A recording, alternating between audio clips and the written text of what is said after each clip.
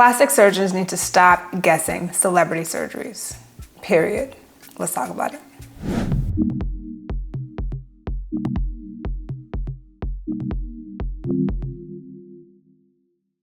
So I know you've seen this. I know it's come up in your feed. It's come up in mine, where there usually is a male plastic surgeon who is very well credentialed and knows his stuff, who is putting up the latest celebrity and posting pictures from 10 years ago and pictures from now, and then circling features and saying what she probably had done to achieve that look.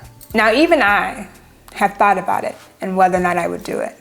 Because truthfully, these videos get a lot of attention. They get millions of views, and these plastic surgeons, who I'm sure are amazing clinicians in their own right, are really building empires off this kind of content creation, off of the backs of women. No, but seriously. But what if I told you that this kind of entertainment is actually pretty dangerous? And what we're saying is education is actually very misguided. It's ethically a little dubious. It warps our reality about what is beautiful. And it also reinforces this male-female hierarchy, and we need to stop it. So in this video, I don't want to bring up Kris Jenner and tell you what she had done. Because frankly, I'm not her doctor, and I have an idea, but I don't fully know, okay? But what I do want to do is tell you what the real problem is. And that is these plastic surgeons all in our interwebs dissecting women's faces for apparently your viewing pleasure. So again, you know the format. And what's crazy to me is that we've somehow built it up as part of what can be educational, right? By exposing these women and what they've had done, we can tell you, a regular woman or a regular person, that you too can achieve this if you just do A, B, or C. And it does in some ways demystify a lot about celebrity culture, a lot about celebrity access, and a lot about celebrity, dare I say, tricks to do what we're all trying to do. Stay young for as long as we can do it, for as long as we can do it. And so yes, while it can demystify and while it can to some extent educate and normalize, that kind of justification really does not hold weight under pressure. Because the heart of this content isn't from the surgeon who performed the operation. That would be a HIPAA violation, right? That would be a violation of that patient's privacy, outright. It's pure speculation, which is indeed, I would argue, worse. Because you are still violating that patient's privacy, that person's privacy, but also maybe gravely misinformed about what has happened between 1992 and 2022. Just to give an example, there was a time when Sarah Hyland, when she was huge on Modern Family, people were posting befores and afters and saying she got lip injections and she got this and she got that. And meanwhile, she was suffering from a really bad kidney disease. Please correct me if I'm wrong. I'm not. I believe it was kidney disease. So that ethical gray area is not very gray. To me, it's very black and white. If I can't tell you what my patient X had done because it violates their privacy, what gives me the extra right to tell you what so-and-so had done because they're not my patient? They're still a patient of somebody's, right? They still have privacy rights.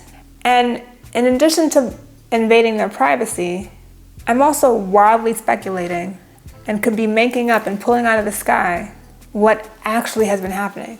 But because I'm an authority figure, because these plastic surgeons who are usually board certified are plastic surgeons, and so we're all part of the game and we all look at faces and we all analyze faces on a regular basis. We are the authority. And so if so-and-so on YouTube said it, who is a board certified plastic surgeon, it probably is true. It may in fact be true, but again, we don't know. It's wild speculation. But also think about this.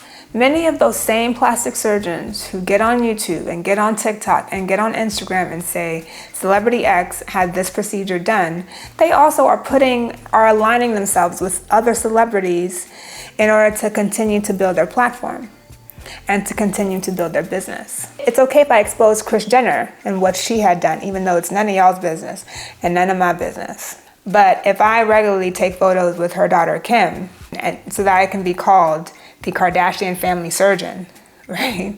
Then what? I'm not a hypocrite? And it also turns what is a medical choice. Make no mistake, someone getting surgery, whether it's fully elective and aesthetic or not, is a medical choice. We are medical doctors. We went to medical school, okay? But you're turning a medical choice into something that's a little bit sleazy, a little bit, it makes you feel some kind of way.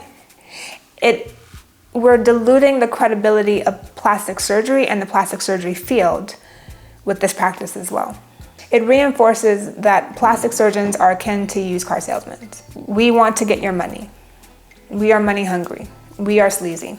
And I, for one, didn't go through so many years of training and make sure that I maintain my ethical boundaries for the entire field to be sullied because people are curious about what Kylie Jenner had done. The other part about this is that many of the celebrities do clap back, right? And they say, actually, no, I didn't have that done. And so that further warps our reality because while the speculation seemed like sound speculation, we now have this denial. So let's just take, for instance, Khloe Kardashian. There was a surgeon, I believe on TikTok, who had a laundry list of things that Khloe Kardashian had done. Taking into consideration Khloe's appearance from many years ago, we can appreciate just how much she has changed over the years. Alongside noticeable weight loss, I think she's had a temporal brow lift, upper blepharoplasty, rhinoplasty, lip filler, a face and neck lift, and a chin implant. She commented and denied them. And I believe reported that only she had a rhinoplasty done. She only had a rhinoplasty done.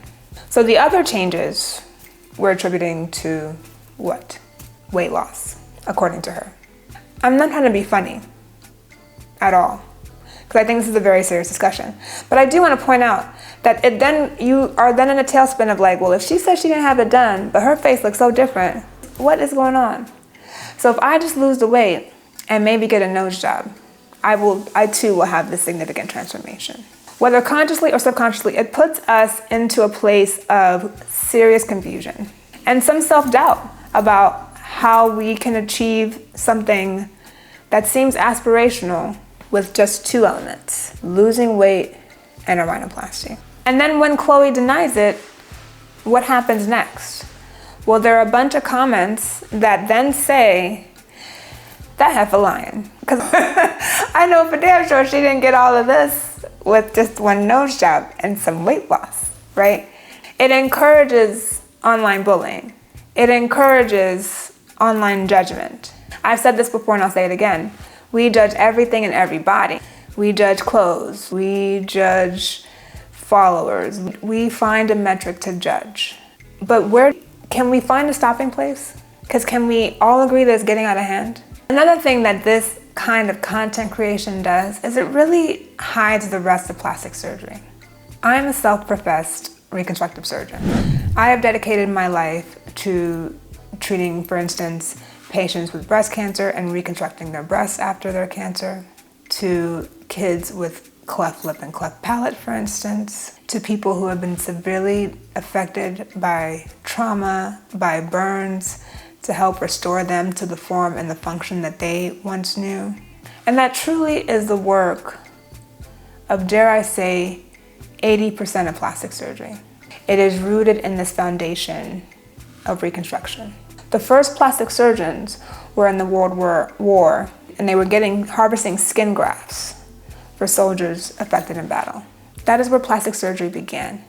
It is a very noble field, a field that I almost ignored because when I was choosing one in medical school, because of this 20% where all we see is nip tuck, Dr. 90210, botched, and now YouTube, Instagram, and TikTok filled with plastic surgeons who want to tell you what Kerry Washington had done. I want to restore the nobility to plastic surgery. And I think getting rid of this kind of content is probably the first step. And then that brings me to my last point, which is that when you look at plastic surgery as a whole, the field of plastic surgery, the field is dominated by white men. 90% of plastic surgery patients are women. So this is a male-dominated field who treats a largely female population. And these men on social media who have many followers and are building content off of guessing what women have had done, it reinforces this hierarchy of the male gaze being the most important gaze. It reinforces this idea that men who are plastic surgeons can create beauty, but these same plastic surgeons who post about what celebrity X has had done can also destroy that by revealing to you all the things that you would need to look like her. It puts the power solely in the hands of the man. Again, at the expense of a woman. It feels deeply intrusive, deeply invasive, and deeply historically relevant. So how do we move forward? Again, the answers are complex, but here's the first step. These plastic surgeons who are responsible for creating this content should stop. While it is deeply popular, and I'm envious of that kind of popularity, I also realize that I'm not gonna go there just so I can get followers and subscribers. I don't need to invade someone's privacy to do that, and I don't think any plastic surgeon really should have to resort to that to be popular. They can do educational content that has nothing to do with revealing someone else's secrets, invading someone else's privacy. Celebrities absolutely have the right to medical privacy. Do I think that they should be honest about what they've had done, especially for impressionable young women? Absolutely. And that's part of the solution too. And so while I believe in transparency, I also want to be clear that I do not think that their lives and their right to privacy is any less important than a regular person's. And if I can't reveal my patient's surgeries, then no one really has the right to tell millions of people what surgeries they think someone else had. And then finally, there's us as the audience. While curiosity usually always wins, it does kill the cat. We need to be more critical and more mindful as we move forward. Because if we don't watch it, they won't post it.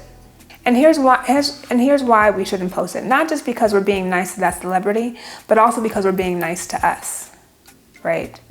Because we don't need to live in a warp zone where we are consistently ruminating on what kind of plastic surgery is aspirational for us to have in order to get a better look, in order to look younger, in order to not have to use a filter on Instagram.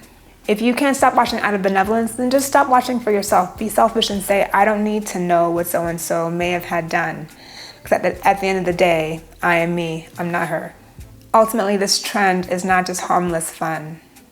It's incredibly misleading, it's ethically shaky, and it's dangerous to us as a society, as it consistently also chips away at the integrity of an entire medical field and profession.